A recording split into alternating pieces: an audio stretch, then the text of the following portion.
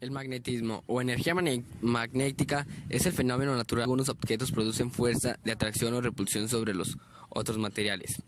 Algunos materiales conocidos que tienen propiedades magnéticas detectables fácilmente como el níquel, hierro, cobalto y sus elecciones que comúnmente se llaman imanes. Sin embargo, todos los materiales son influidos de mayor o menor forma por la presencia de un campo magnético.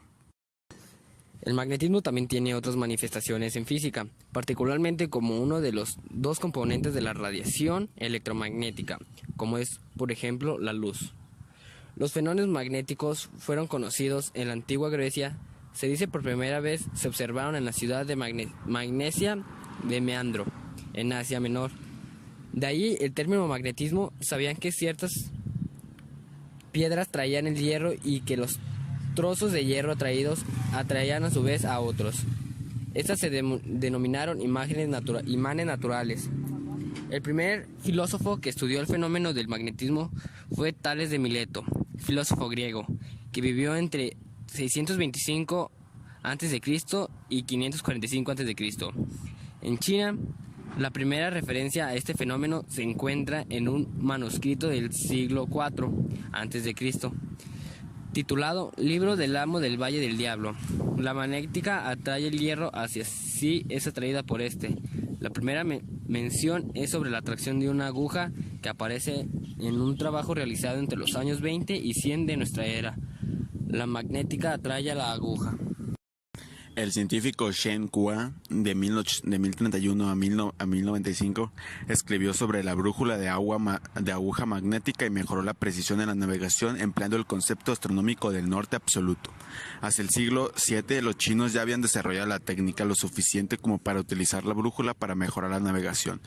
Alexander Neckman fue el primer europeo en conseguir desarrollar esta técnica en 1187. Peter Peregrinus de Maricourt fue un estudioso francés del siglo VIII que realizó experimentos sobre magnetismo y escribió el primer tratado existente para las propiedades de imanes. Su trabajo se destaca por la primera discusión detallada de una brújula.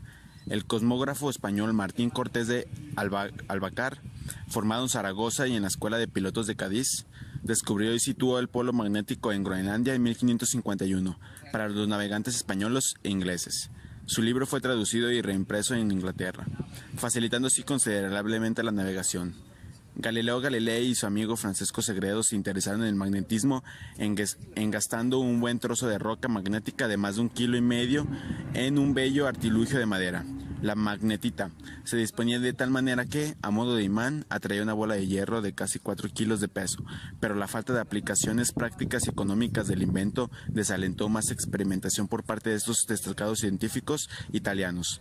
En 1600 el médico y físico William Gilbert publicó en Londres su obra de Magnetische Corpusculus, sobre el imán y los cuerpos magnéticos y sobre el gran imán de la Tierra, que estableció las bases del estudio profundo de magnetismo, consignando las características y tipologías de los imanes y realizando todo tipo de experimentos cuidadosamente descritos. Observó que la máxima atracción ejercida por los imanes sobre los trozos de hierro se realizaba siempre en las zonas llamadas polos del imán.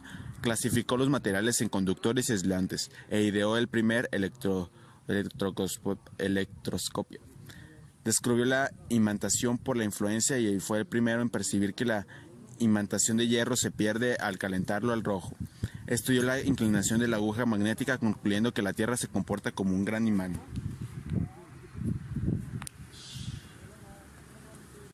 El conocimiento del magnetismo se mantuvo limitado a los imanes hasta que en 1820 Hans Christian Ørsted, profesor de la Universidad de Copenhague, descubrió que un hilo conductor sobre el cual circulaba una corriente ejercía una perturbación magnética a su alrededor, que llegaba a poder mover una aguja magnética situada en ese entorno.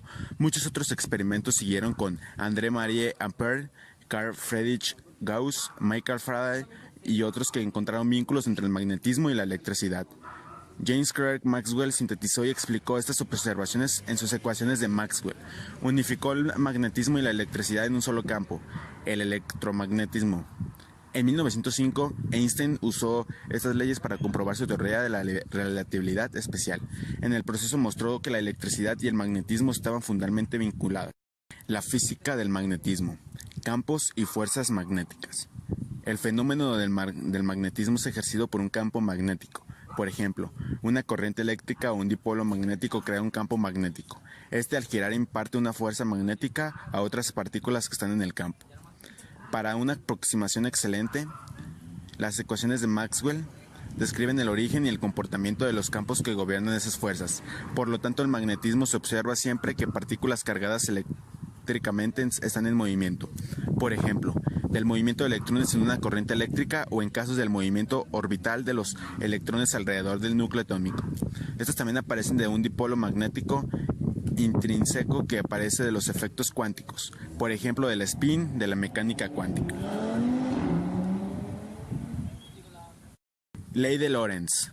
La misma situación que crea campos magnéticos son también situaciones en que el campo magnético causa sus efectos creando una fuerza. Cuando una partícula cargada se mueve a través de un campo magnético B, se ejerce una fuerza F, dada por el producto cruz, donde Q es la carga eléctrica de la partícula, es el vector de velocidad de la partícula y B es el campo magnético. Debido a que es un producto cruz, la fuerza es perpendicular al movimiento de la partícula y en el campo magnético. La fuerza magnética no realiza trabajo mecánico en la partícula, cambia la dirección del movimiento de esta, pero esto no causa un aumento o disminución de la velocidad. La magnitud de la fuerza es F igual K, V, B mayúscula, sen, 0, donde 0 es el ángulo entre los vectores B y B grande. Una herramienta para determinar la dirección del vector velocidad de una carga en movimiento es siguiendo la ley de la mano derecha. El físico alemán Heinrich Lenz formuló lo que ahora se denomina la ley de Lenz. Esta da una dirección